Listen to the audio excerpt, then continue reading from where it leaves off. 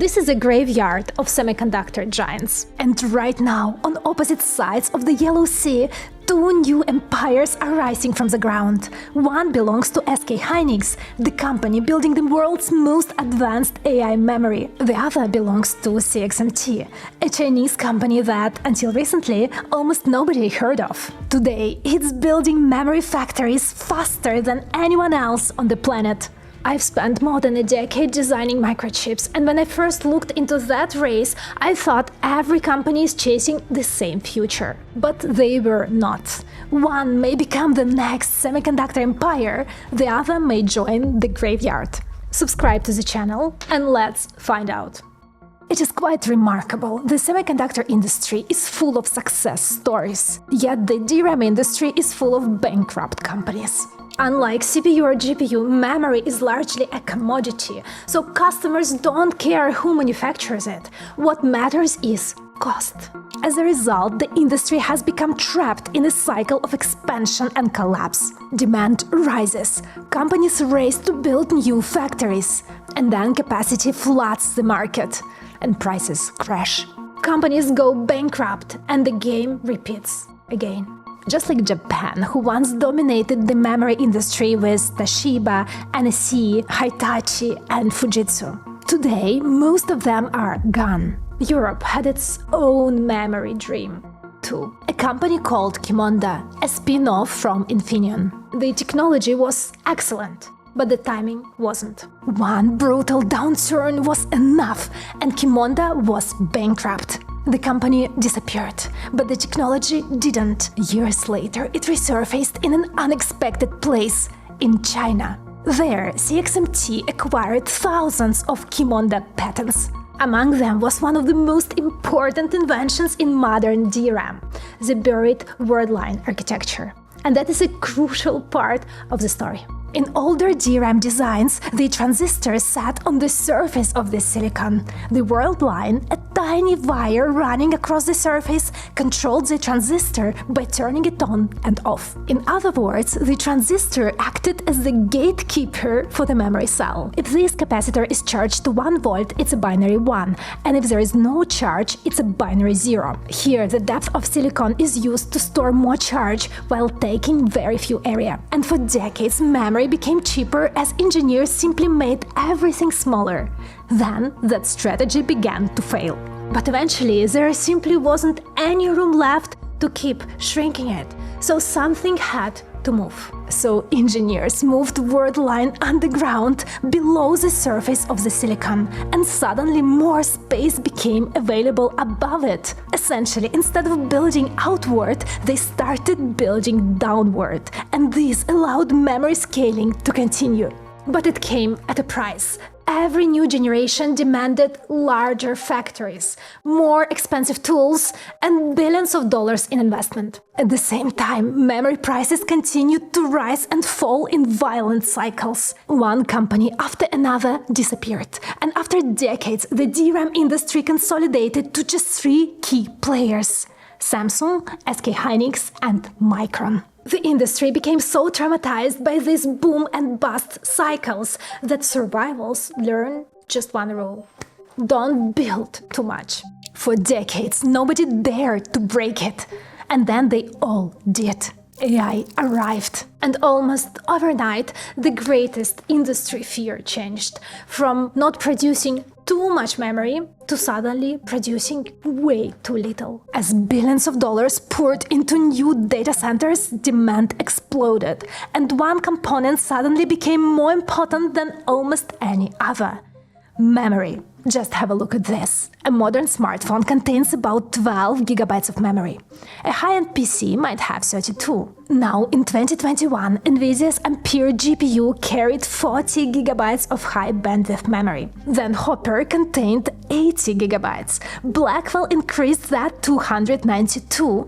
And now Rubin pushes that number to 288 gigabytes per GPU. And that's 9 times as much memory as a high-end PC on a single chip. Now, zoom out. Companies don't buy a single GPU. They buy hundreds of thousands, and that means one AI cluster requires millions of memory chips. And every new generation of AI hardware multiplies the amount the entire industry has to manufacture. And that's why AI boom makes everything more expensive, and that's why overcoming it will be very difficult and maybe not even possible. But high bandwidth memory, HBM, used in AI is especially hungry for silicon because it's not a single chip, it's an entire skyscraper of memory. In order to build a single HBM chip, we need to stack 12 to 16 memory dies, each thinner than a human hair, without cracking a single one. And stacking is exactly where things become extremely difficult. Even Samsung and Micron have struggled to manufacture the latest generations of high bandwidth memory, because as the stack grows taller, engineers encounter new problems, like cracked dies, heat, and falling yields. Most people assume that if you know how to manufacture chips, you know how to manufacture memory. But you don't. Memory is not a technology problem, it's a manufacturing problem, and it's a long marathon. Every new generation teaches engineers thousands of lessons, and the company that learns fastest wins. And HBM makes this challenge even worse. If a single layer fails, the entire stack is lost. And this means building more memory requires more wafers, more tools, more engineers, more clean rooms, and ultimately more factories. And that's when we have to take a closer look at these two construction sites. One in South Korea, the other in China. Calling them factories doesn't really do them justice. They are more like cities built for the sole purpose of manufacturing memory. They have their own power infrastructure, water treatment plants, chemical supply networks, and thousands of workers. They are among the largest manufacturing projects on Earth. What's fascinating is that these both companies saw the same future, the same opportunity, but came to two completely different conclusions. One decided to build the fastest memory in the world, while the other decided to build as much memory as possible. The question is, which strategy the future will reward?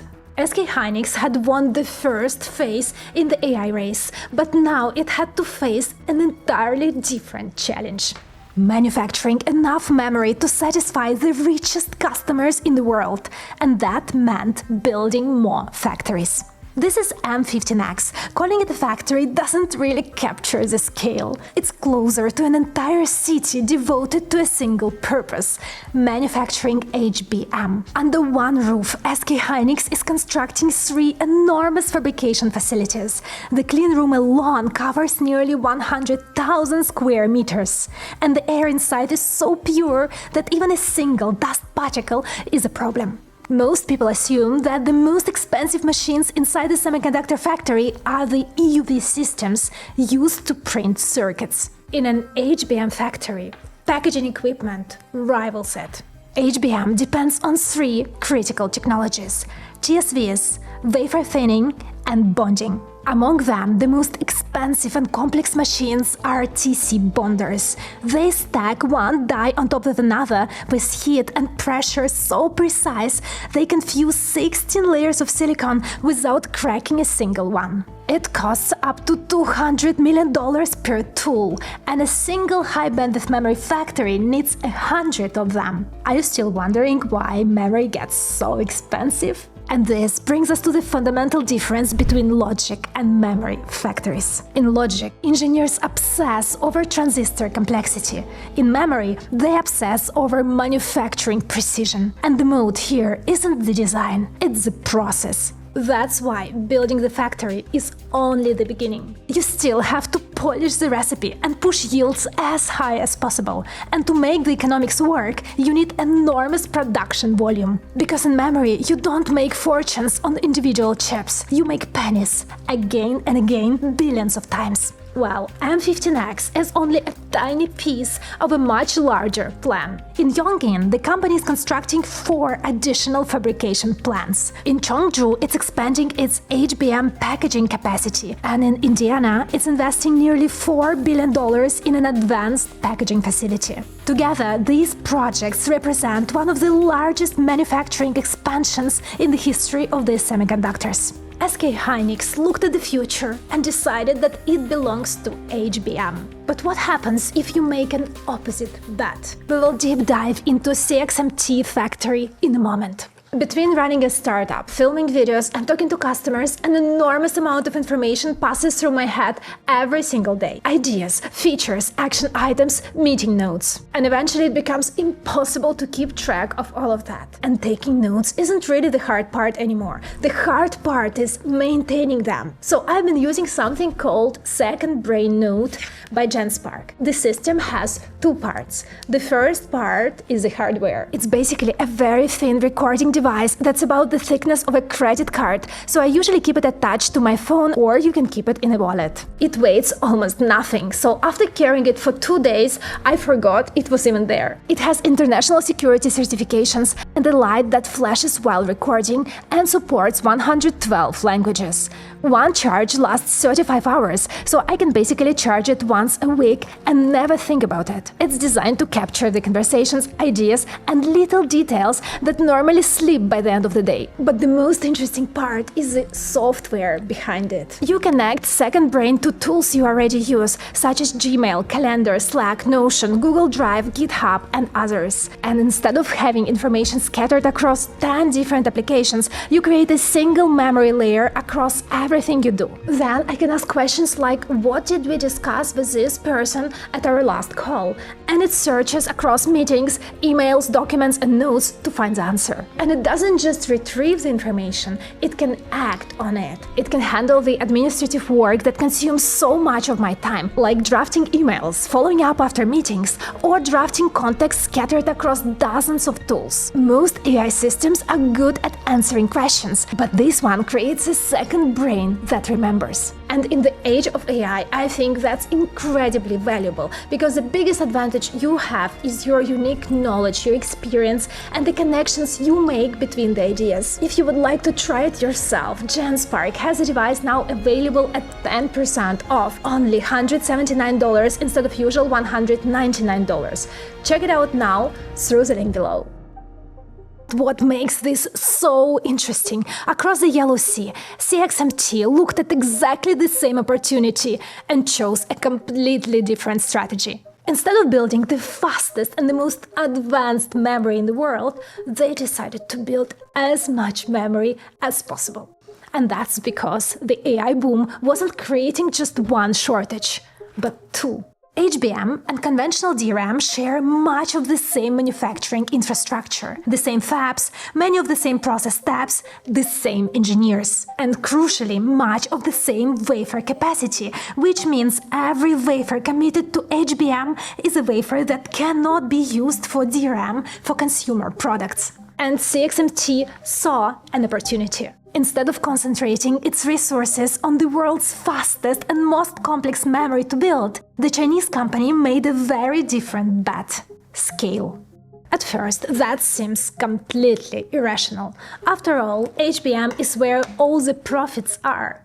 So why would anyone choose an opposite strategy? The answer lies in manufacturing. While SK Hynix, Samsung, and Micron shifted more and more capacity towards HBM, CXMT doubled down on conventional memory, the chips that power laptops, smartphones, servers, and data centers. And almost all of that expansion is happening in a single place: Hefei. Unlike SK Hynix, who spent decades accumulating manufacturing experience, CXMT inherited some patents from abroad, including technology linked to Qimonda. But blueprints are one thing, building a world-class DRAM factory is another. Over the years, CXMT developed hundreds of its own patents. Yet in memory industry, manufacturing excellence is everything, and it's built from millions of tiny lessons accumulated over decades. And that's exactly what CXMT is set out to build in Hefei. From above, Hefei doesn't look like the birthplace of a new semiconductor giant.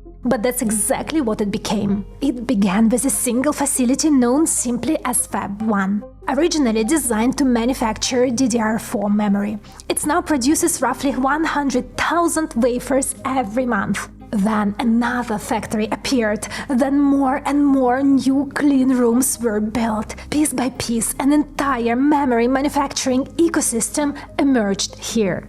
Today, the company produces roughly 250,000 wafers every month. But that isn't the end of the story. CXMT is continuing to expand the Hefei cluster with additional clean rooms and HBM development lines. By the end of 2028, the production capacity is projected to approach 500,000 wafers every month. And that is truly astonishing number, because in less than a decade, China managed to build a manufacturer that approaches the scale of Micron. That would place CXMT in roughly the same league as Micron, a company that barely existed a decade ago. But this still leaves an obvious question. Why would anyone choose an ordinary DRAM over HBM? Because HBM isn't simply a better DRAM. It's probably the most difficult memory product ever put into mass production. Every new generation begins with the most advanced DRAM nodes. Today, those are the 1 beta and 1 gamma generations. Producing them increasingly depends on EUV lithography.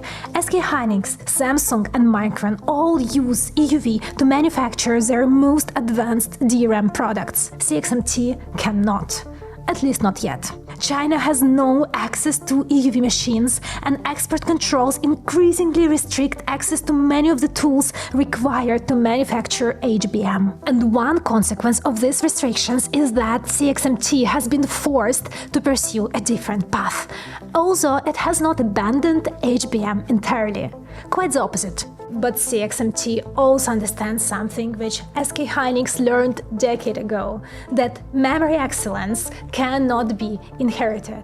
It must be learned. While SK Hynix was building upward, CXMT was building outward. So rather than concentrating exclusively on HBM, CXMT is expanding the technologies it can manufacture with the tools it has access to today.